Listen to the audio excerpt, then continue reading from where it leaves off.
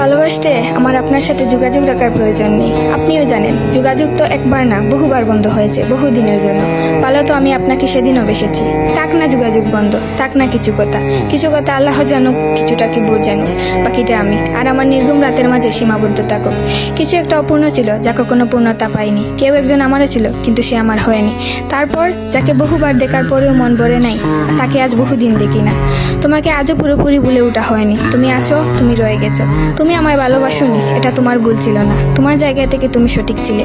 ভুল ছিল আমার। কেন জানো? বিনা অনুমতিতে তোমাকে ভালোবেসেছি। তোমাকে না জানিয়ে সহস্রাধিক স্বপ্ন বুনেছি।